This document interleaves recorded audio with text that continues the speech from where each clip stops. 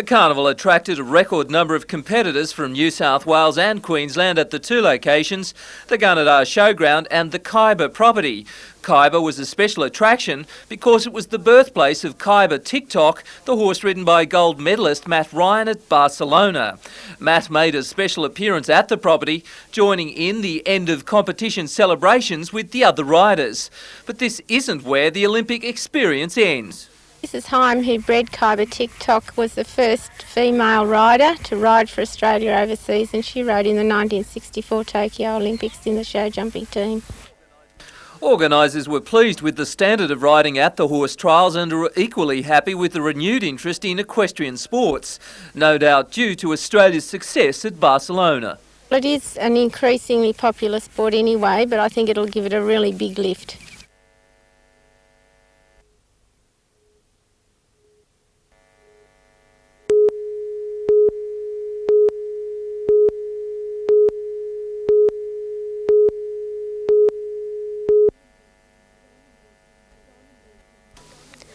Diamond Beach is one of the few untouched areas left on the north coast.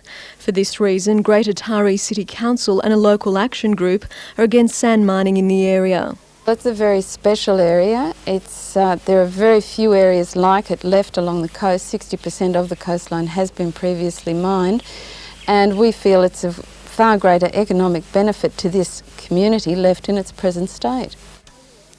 Earlier this year, Council refused development consent for sand mining after receiving several petitions, individual and government submissions objecting to the development. A commission of inquiry into mining in the area was called by State Planning Minister Robert Webster. With the outcome still not known, the local action group's next step is to approach the independents in State Parliament for support. Well, we see this as just part of the democratic process where we're speaking our case to people who are interested and willing to help us.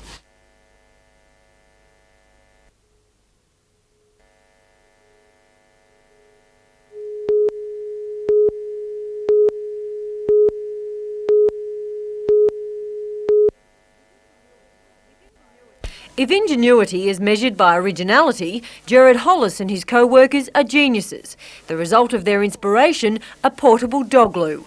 Its base measures 2 metres square and is made from silicone-coated plastic. It comes in two varieties, female and male, the latter sporting a natural touch. Being in the rentaloo business, Gerard believes there's a market. At the moment there is no facilities around our beach areas and our park areas for people to actually take their dogs so they can actually do their business. He backs up his argument with the $100 maximum fine incurred by an owner should a pet foul a public place and fail to clean it up. Mr Hollis has already received expressions of interest from greyhound tracks. He now intends selling the canine commode to local and Sydney councils for placement in public venues.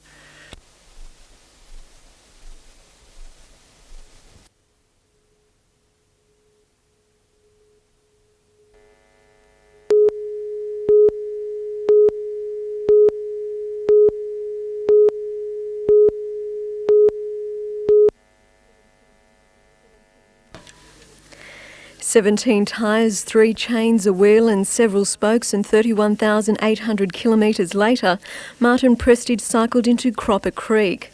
The Englishman left Catford near London 2 years ago, and Cropper Creek turned out in force to welcome him, with some of the locals accompanying him for the last leg of the marathon ride. 18 months or so ago, a letter turned up addressed to the station master, care of the station master of Cropper Creek. We haven't had a station master here for 15 years or more. And the postmistress, Mrs McCosker, opened it up and had this letter from Martin saying I've thrown a dart at the map of the world and I'm riding my bike to Cropper Creek. Some of Martin's family and friends were also in town to welcome the intrepid cyclist. Martin has been raising funds during the trip for the Friends of the Earth and their campaign to save tropical rainforests from destruction. He says the trip has been a unique way to see the world. I hadn't travelled at length and I wanted to see so much of the world. To me, doing it by bicycle was the best way.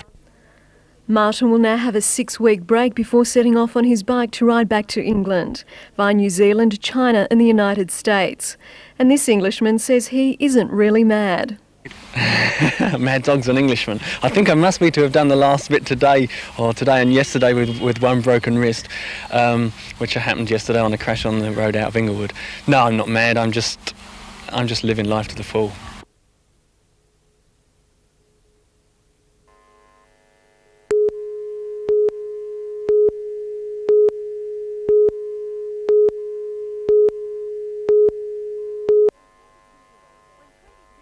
When 22-year-old David Hall turns up for a game of tennis, it takes him a little longer to get ready than his able-bodied colleagues.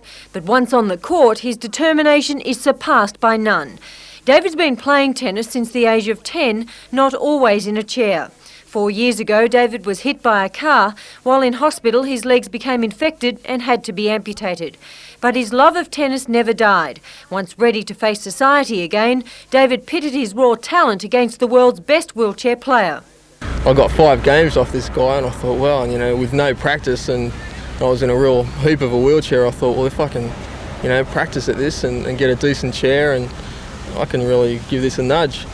And nudge he did. In 18 months, David's climbed the ladder. He's now Australia's second best male player and 9th in the world. Tennis providing opportunities he'd only dreamed of. I can travel the world now and play tennis and meet people. Now he's Barcelona bound. Co-workers from the Toukley police station today giving him a little financial help. David says representing his country will be a unique experience, but the ultimate challenge will come some weeks after. The US Open, that's the biggest tournament in the world. I mean, that's where wheelchair tennis started, and I won the doubles last year, and this year I want to make it the singles title. And knowing David's tenacity, he may just do it. Catherine Lamond, NBN News.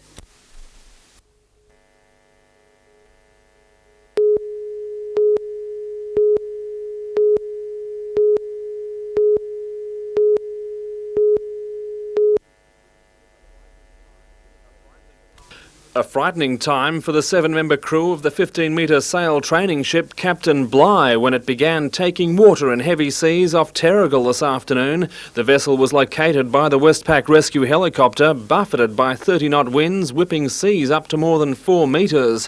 One crew member is believed to be in shock. A police launch reached the Captain Bligh at about 4 p.m. and is now towing the yacht to Pittwater. Meanwhile, riding more comfortably, the square-rigged replica Bounty. The ship sailed from Newcastle Harbour yesterday after repairs, but the captain elected to return to port until the winds ease, possibly early tomorrow. Tom Hilston, NBN News.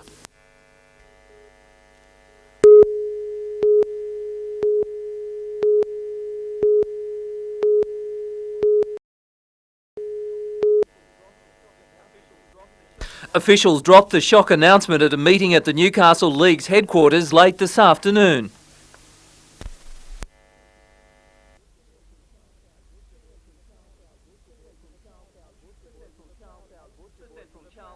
The Central Charlestown Butcher Boys have a proud 83-year history, which includes 6 premierships. Knights and Australian representative Mark Sargent played his junior football with the side.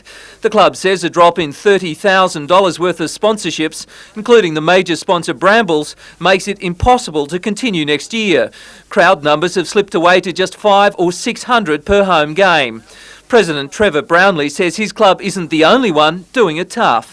I'd say half a dozen other clubs that are probably in the same situation. But the Butcher Boys have not totally given up hope. On Wednesday week, supporters will hold a Salvage Central meeting to try and find some new sponsors for the club. Peter Ryan, NBN News.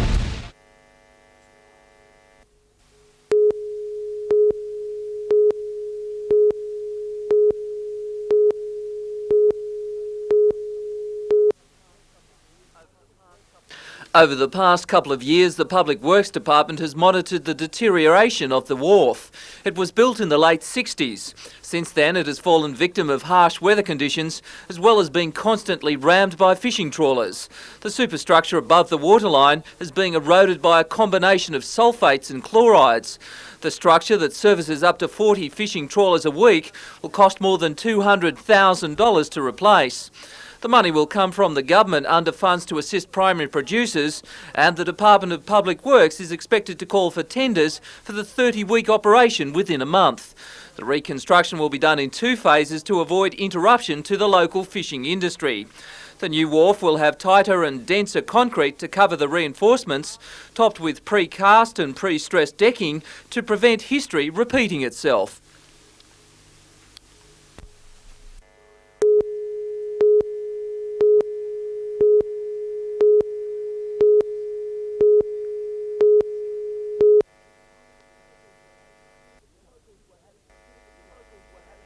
The locals were having a bit of a chuckle today.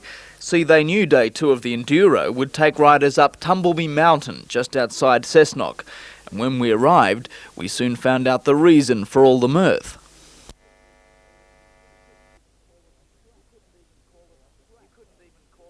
You couldn't even call it a track. It was more like a cliff face.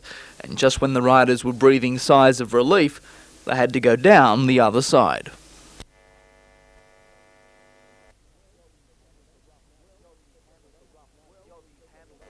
The Aussies handled the rough well, especially locals like Curry's Trevor Thomas.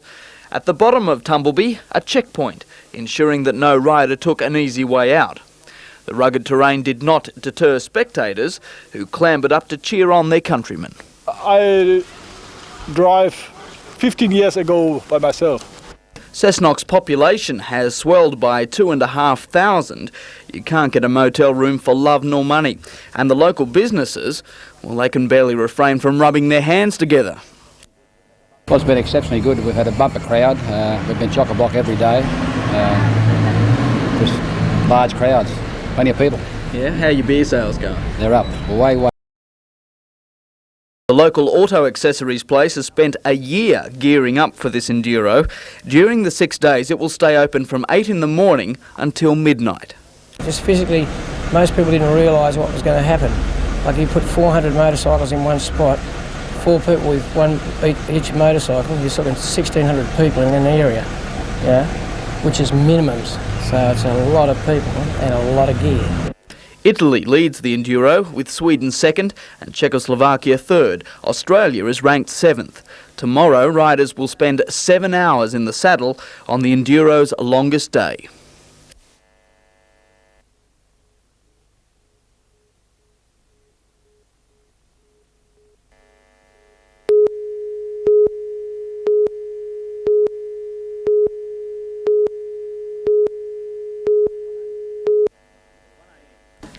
At 1 a.m, a hold-up alarm brought police to the Smarks Point service station to find a man, apparently affected by liquor, pointing a loaded sawn-off shotgun at 2 attendants.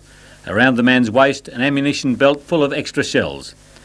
By distracting him with his torch, Senior Constable Ron Calman was able to seize the man when he momentarily put the gun on the counter. I saw the shotgun being pointed at the attendants. It was my concern for their welfare at that immediate stage. When you finally got hold of the shotgun, there must have been a sense of relief? Yes, there was, yeah. I was glad that there was no person hurt or injured in any way. Belmont Patrol Commander Chief Inspector Ebrell has recommended Constable Calman's actions be officially recognised. I think the people in this area are very fortunate to have people as dedicated and as capable as Senior Constable Ron Calman working in this patrol.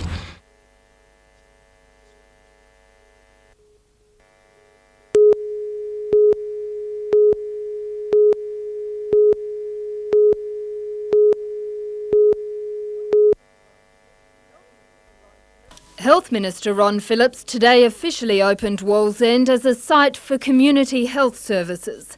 He says it will also become a centre of excellence for aged care services.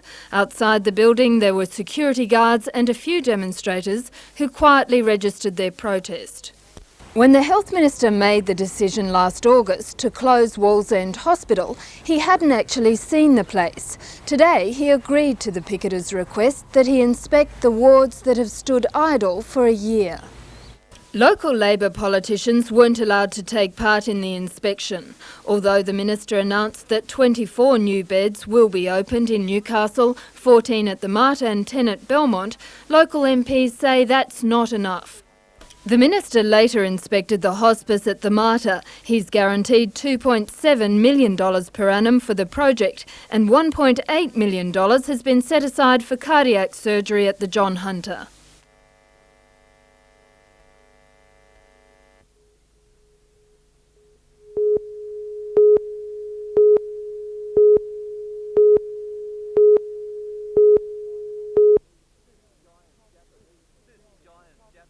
This giant Japanese machine is the cutting edge of technology.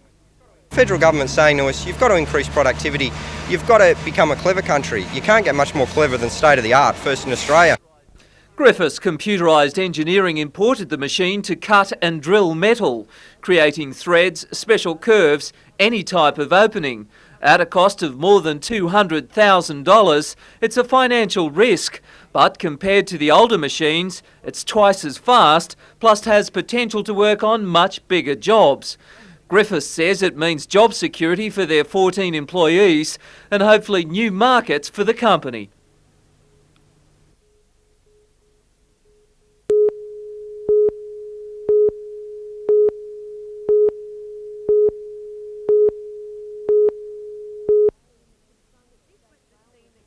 This was the scene that confronted state rail workers this morning. The 8 carriages had rolled hundreds of metres down a siding and into a disused turntable pit where old steam locomotives used to turn.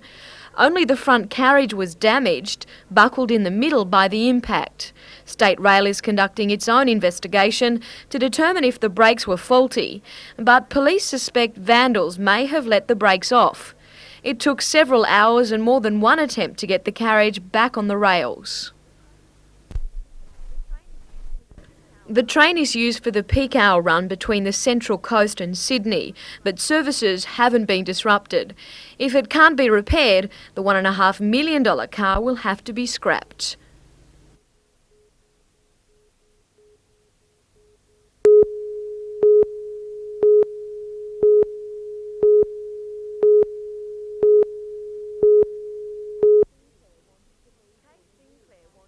Kay Sinclair wants to leave Boolaroo, but she can't sell her First Street house. It's just 100 metres from the Pasminco lead smelter, and while Pasminco has agreed to buy around 40 houses at the other end of the street, Mrs Sinclair's was not one of them. Her 7-year-old daughter has a learning problem and she's undergoing tests to see if it's in any way lead-related. The Public Health Unit and the Environment Protection Authority sympathise with Mrs Sinclair's situation, but they tell her it's manageable. Mrs Sinclair is not convinced. We cannot grow vegetables here, we'll be feeding our children lead. We cannot let our children sit on the grass because their lead levels would soar up. So we're virtually cannot sell our home either, so we've got a house here that's no good to nobody. Feeling like her hands are tied, Mrs Sinclair is launching her own protest. She is refusing to pay her land rates. I feel very strongly about refusing to pay my land rates for the simple reason that I've got a house that's just no good. I can't get out of the area, I'm stuck here, I can't get my children out of the area. Mrs Sinclair says there are other residents in Boolaroo and Argenton who feel like her. I'm going to start a petition up and see if people are going to sign the petition about our land rates with our houses here in Boolaroo. A spokesperson from Lake Macquarie City Council said this afternoon that while they understood Mrs Sinclair's frustration, refusing to pay her rates is not the answer.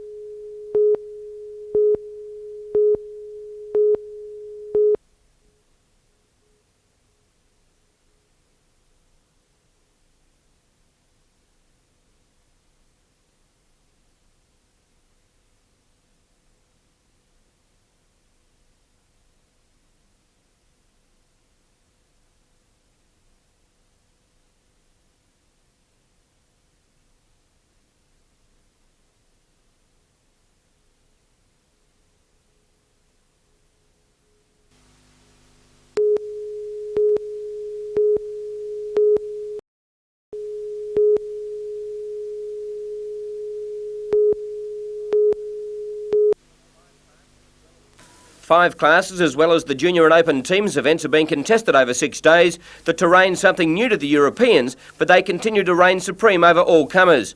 Heading into day 3 of the Enduro today, Gianmarco Rossi of Italy has a handy lead over Marcel Hrobel of Poland and countryman Pierfranco Maraglia. Sweden's Jeff Nilsson on a KTM 125cc has shown the dust to his rivals in that division, holding a 9.97 point lead on Italy's Stefano Passeri.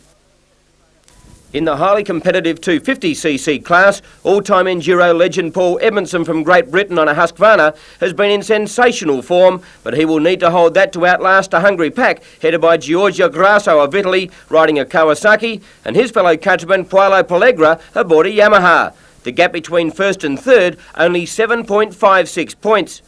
Up to the 354 stroke division, and another Italian, Mario Rinaldi, leads from Arnaldo Nicolai, yes, you guessed it, from Italy, and Jimmy Brixton of Sweden.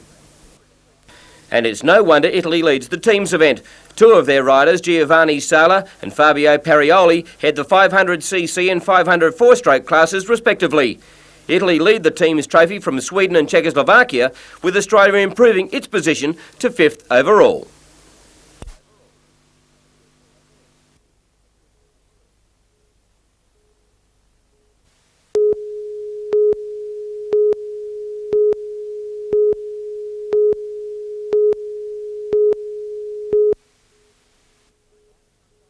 If the Knights are suffering from any pre-match nerves, you wouldn't pick it.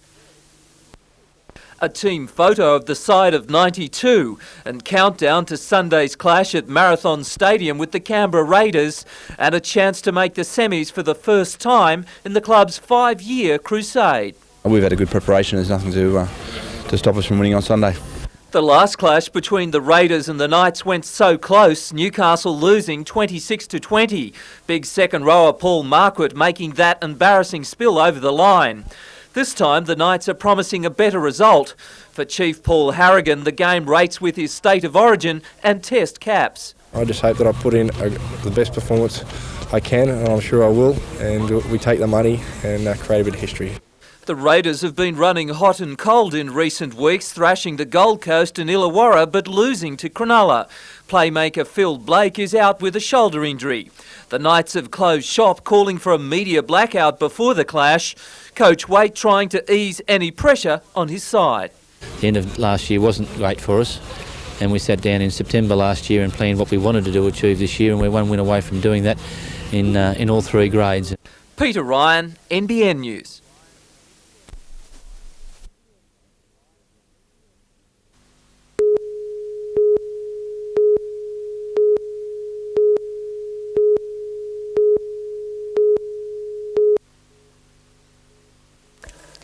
It's been fun for the 20 drivers for the past week. Starting their journey in West Wyalong last Friday, entrants have travelled the state to outlying centres such as Pooncarie and Whitecliffs on roads that have claimed at least 5 windscreens and left competitors little time for sleep.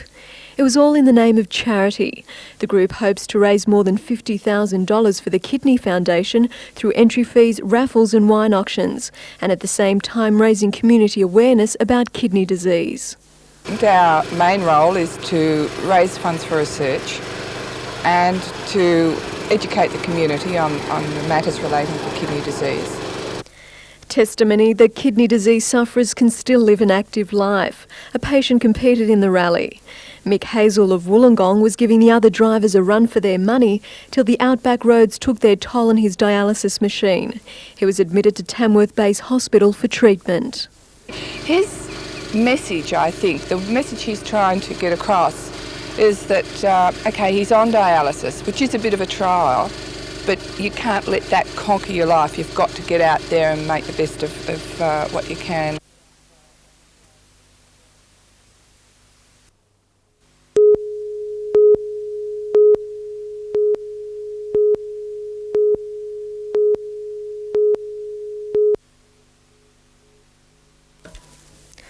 Potty Dunson has spent the last few days going through rubble that was once his home. That's where the bed was. Well, he's been sleeping there for the last... The wardrobe was over there. Years. The wardrobe there. The television set was there. Council ordered its demolition after discovering it did not have sewerage or running water. Potty lived in the cottage for 7 years after his mother bought it from council at an auction. He showered and ate at his mother's home just across the road, returning to his own place to sleep. Both he and his mother are invalid pensioners, and they couldn't afford to have the plumbing repaired. You can't do the impossible when you haven't got the money, when we're only on the pension. The house was demolished at the council's direction, a move that's upset the residents. Apparently, legally, they have done everything above board and we do not have a leg to stand on in that respect. But I think morally it is wrong. Well, I don't think they're fair to pull a house down over your head. There's a lot more that can be done. As a temporary measure, Potty will live with his mother and join a queue for a Housing Commission home.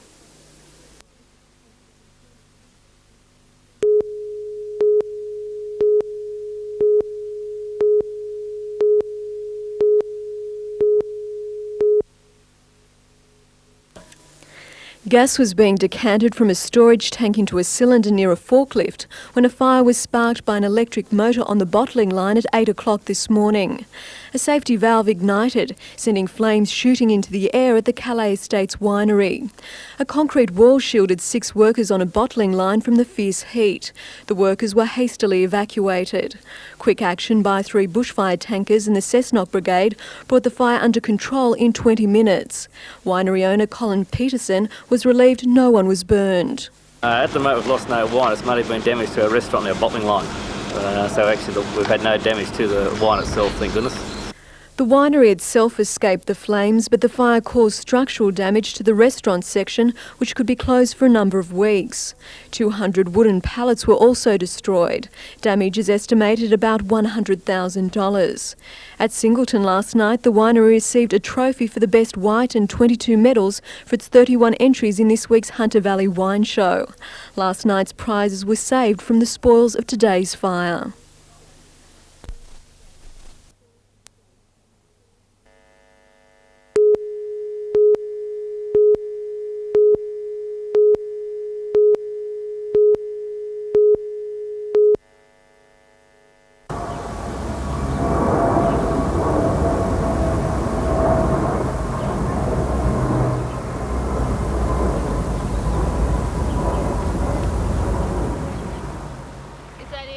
I'm just going to go over there and do the best I can. I've put in a lot of hard work, so I'm not worried about how I'm going to go because I know I've done the hard work, and if I just get out there and do my best, that's the way to go.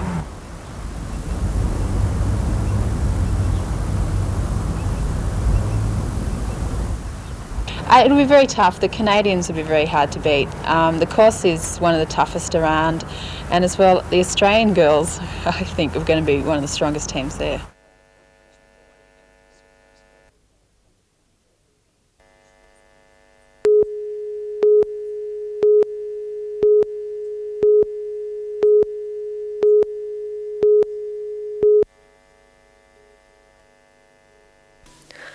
With the recession continuing to bite, community service organisations are being inundated with more and more calls for assistance. Those affected include family support and youth services and neighbourhood centres. There's been a dramatic increase in the number of clients that each of the services is seeing, but as well, there's been a significant decrease in the amount of solutions that can be offered to people. For example, 4 or 5 years ago, if someone who had a housing problem came in, there was much more access to emergency housing through the Department of Housing than there is today. The council convened a forum in Newcastle to get an overall picture of the situation across the Hunter and to discuss the Social and Community Services Award. The award came into effect early this year and means that community organisations are obliged to pay superannuation, shift allowances and proper wage levels for the first time. The Hunter Community Council says this means added costs for the organisations, while the state government is refusing to provide more funding. Mr Dodd says they are limited in the action they can take to force the government to address the situation. Obviously, as services for disadvantaged people, we're not in any position to go on strike. We can't punish the people we're there helping anyway, so we have to try and develop some ways of communicating to the government the need to fund at an adequate level. As a result of today's forum, the organisations have formed a committee which will aim to increase the profile of their cause.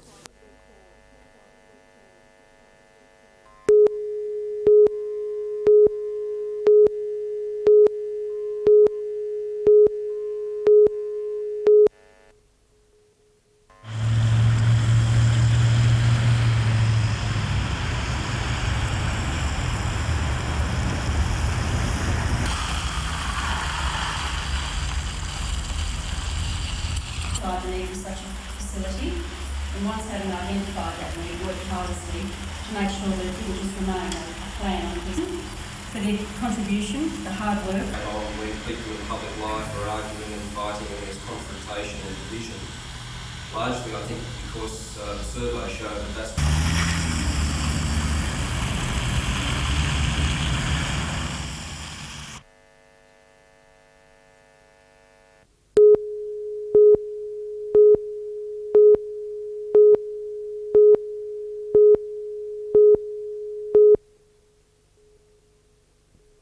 15-year-old Neville Sheether of Taree won the Australian title last September. Since then, due to strict controls on boxing, he's only boxed in 2 more bouts. He has a lot of ability and he can only be matched against someone of his own, both his own age, his own weight and similar ability level. Saturday saw Neville in a demonstration bout at the Police Youth Tournament where Taree's prospective Fennecs and Hardings won 5 out of 5 matches. Neville's future remains uncertain. He can either stay in Australia and fight to retain his title, which means fewer than 5 fights before the end of the year, or try the English circuit. They appear to be the only fights he will get for the rest of the year. If he went over to Europe or to England or Europe, he would possibly have a lot more opportunity to show his ability.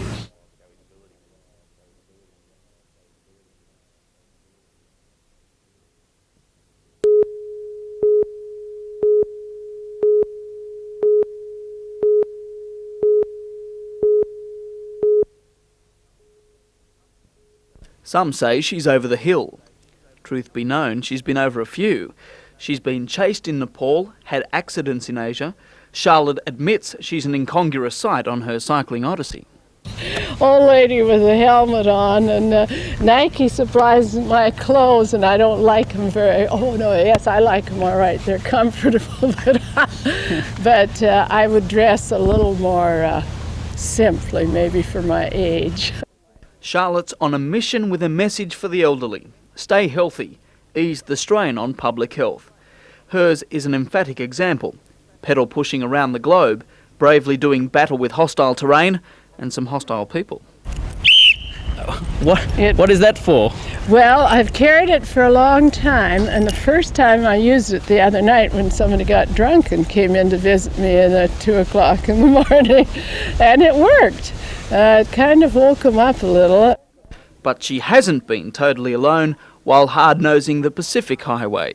The semis kept track of me on their CBs, and one says she's crazy, another says she's got lots of guts and whatever, but they kind of kept track of me out there. I thought that was nice. Summing up her Australian experience... You can have the wind, otherwise I'll take the rest you have.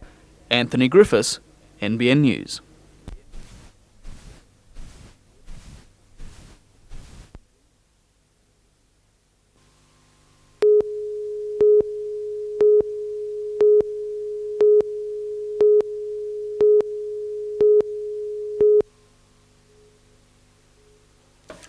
The Abbott Street house was alight by the time 3 appliances arrived. The fire brigade says the blaze was ignited by a faulty electrical appliance in a bedroom. The heat in the confined space was so intense it burned through a closed door. It was on the verge of spreading to the rest of the house when the firefighters arrived. The bedroom was severely damaged and the rest of the house affected by the smoke and heat. The occupants were not at home at the time. It took some hours before they could be contacted.